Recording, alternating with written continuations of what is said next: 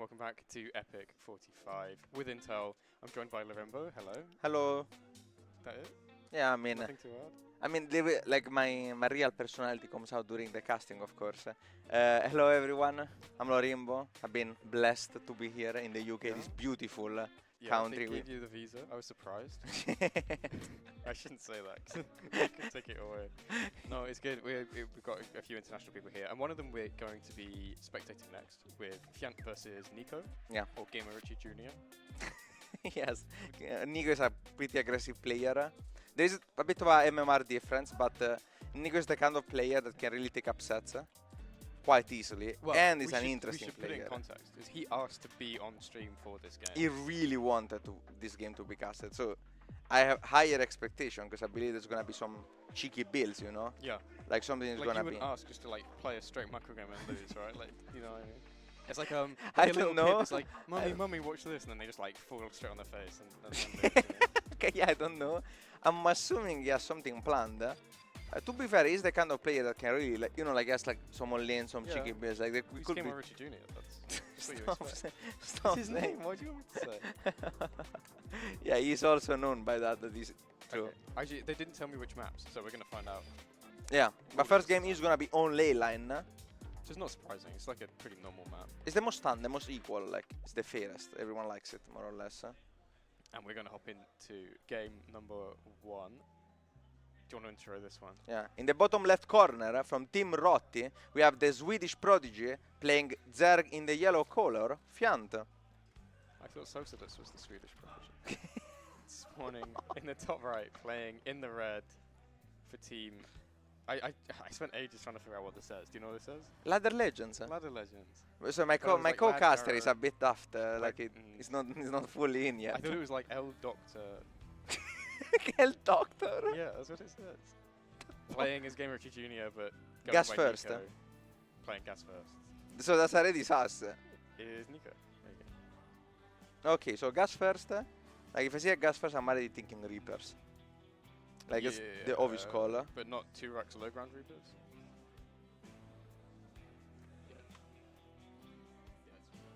Yeah. Yeah. So, well, But not 2 racks low ground Reaper. that one doesn't actually get played with gas first because it's a more macro-oriented one. So this feels to me like a 3 racks Reaper in base kind of deal, which is, you know, exactly the kind of build I would expect for someone that's like very macro-oriented and very aggressive. Normal opening from Fjant here. We see some scouting pattern. He's looking for proxy hatch in the bottom left, which makes sense. Pretty standard scouting pattern. I would send this here for proxy racks maybe, but I also send it there, but to be fair, for players at this level, it only really matters if the racks is that close.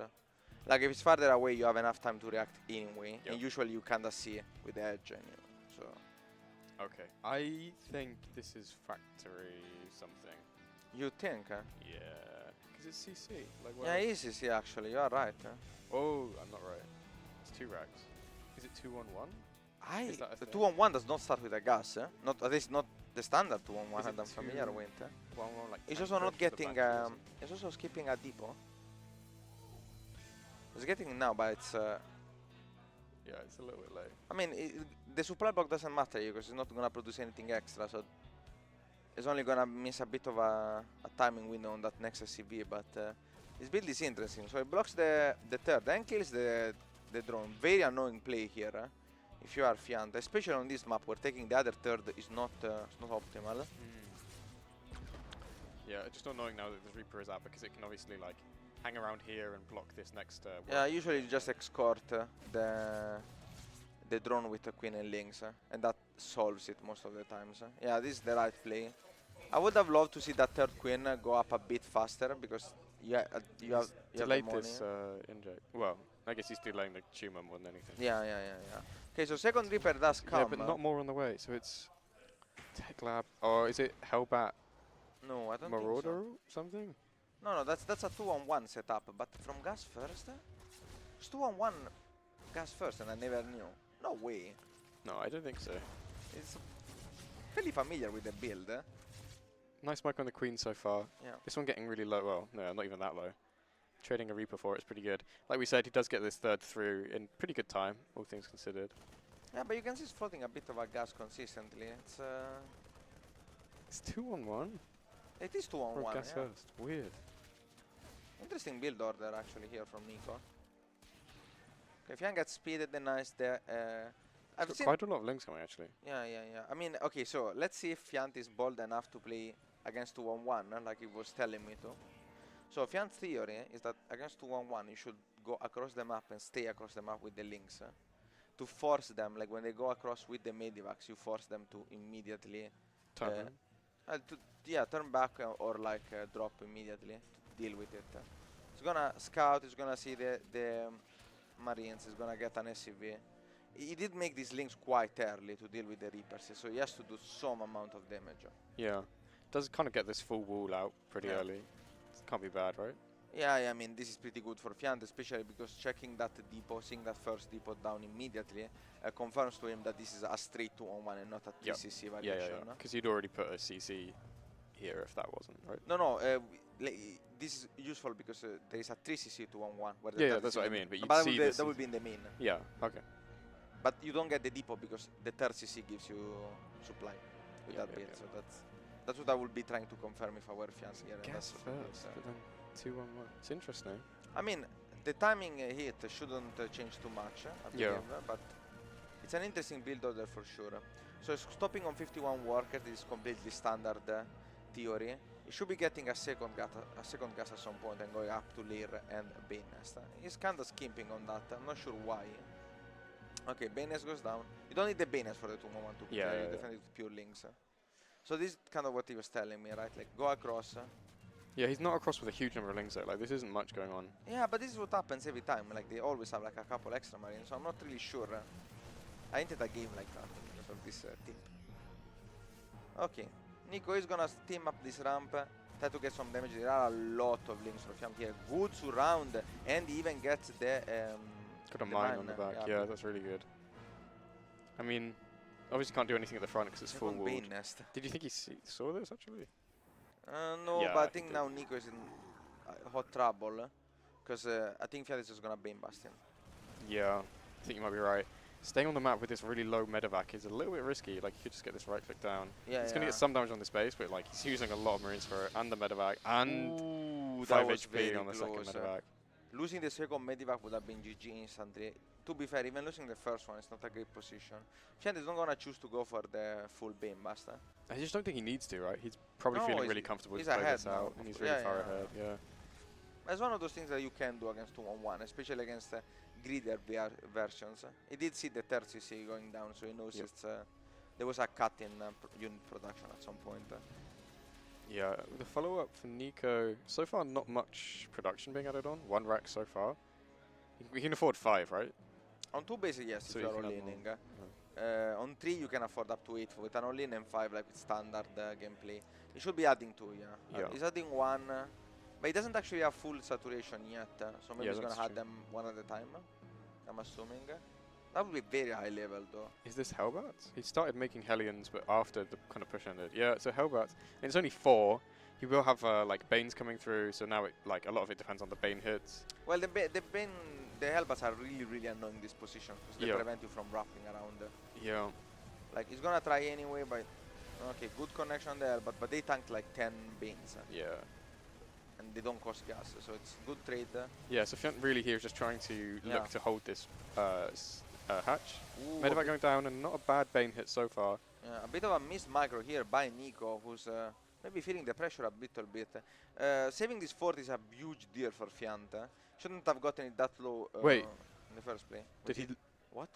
He lost the orbital in at the third behind all of that. This is bad. That's a rough one. So he's gone across, he's like tried to pressure Fjant's 4th, and in return lost a bunch of units and his 3rd. That's I guess he got out to multitask here. Maybe that's that's why you got distracted in the micro there a bit on the pressure. That is rough. Like, that was a complete kill. And like, obviously he should have, could have, would have lifted it and kept it alive. Stayed in this game a bit longer, but now he's having to long distance mine with all of these workers. That's really rough. I really don't like his choice to go for another third CC here. Yeah, I think you're just all in at this point, Yeah, right? you Like, you might might as well even just call the fully boys, send it. basically. Yeah. Because I think this just slows the game down, which is great for the Zerg, because the Zerg is so ahead. Yeah. Fjant must be feeling really comfortable. It's actually up I mean, there's 2 up almost in a more second. Banes than Marines here, so And GG gets called. Fjant takes game 1. there we go. Very convincing performance here by the Swedish player. Yeah, yeah. Yeah, rough one from Nico, GamerrichyJr. It's a tricky one. It's interesting. I don't know I wonder if the what build the plan was. Yeah. was has some upside. With it, like, going gas first, you mean? Yeah, I'm yeah, really interested in that one. It didn't feel leading. Yeah, now we're gonna see a bit again. So this is the fatal push, and now we can see that there are links on the mini. It's not even that many, though. That's the crazy thing. Yeah, but it's enough. And here, like, the Bane trade is not great, but it's good enough because there are so many Banelings here. Nico cannot push in time. And I don't know, this is where it all crumbles apart. Because the moment that CC dies, you're just so all in.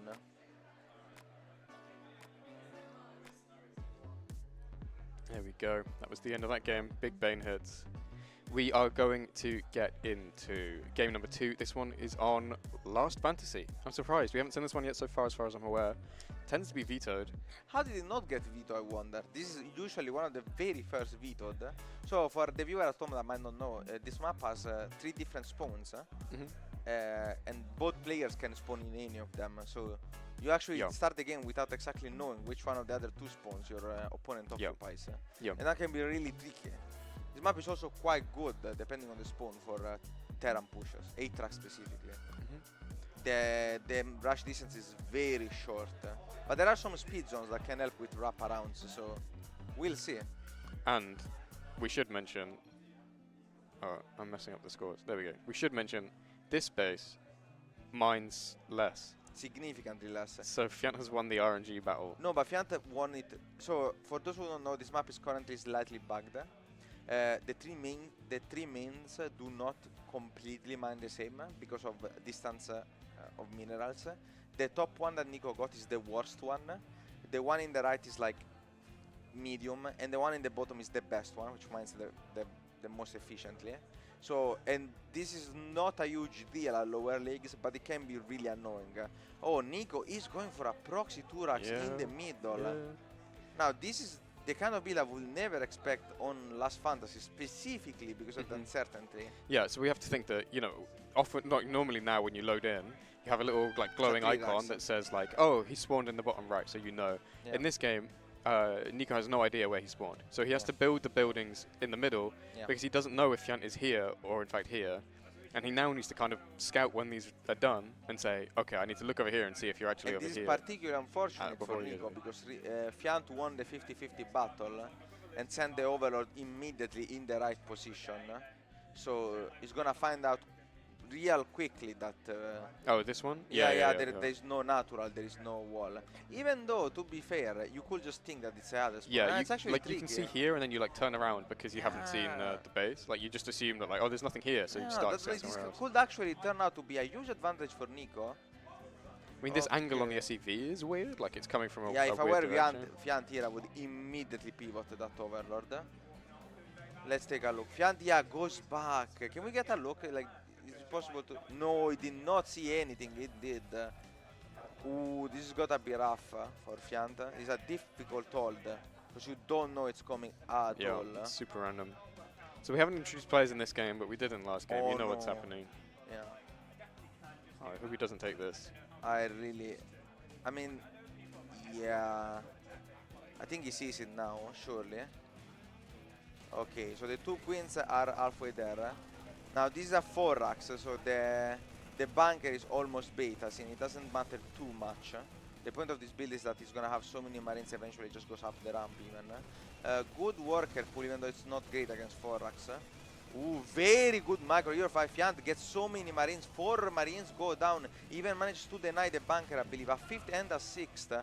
Oh my god, the micro battle here really does not go Nico's way at all. Like obviously pulling them is bad, his income is really bad, and like losing them is bad, but at the meantime like the marine count is going down instead of up, so this is looking like the start of a hold. And 2 queens are out. Fjant still on 16 workers, which is still more than Nico.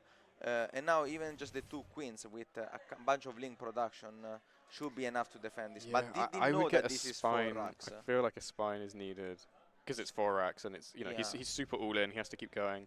Maybe seeing this racks like gives it away a little bit more, but otherwise he doesn't know. Like the difference between the number of racks is like the commitment that the Terran is putting in, and therefore how committed you have to be to hold it. And that's really tough to kind of get a read on and know. Yeah, absolutely. He has to be careful not to lose any overloads, by the way, because the number of Marines will grow very quickly. Nice job getting 3 extra Marines there. Nico cannot afford these losses. I'm actually really surprised that he got a gas out of this. Now, that's a very weird transition here from Nico. Usually you just pull every worker and go again. The gas, I'm assuming, is going to be for a steam counter timing or something like that.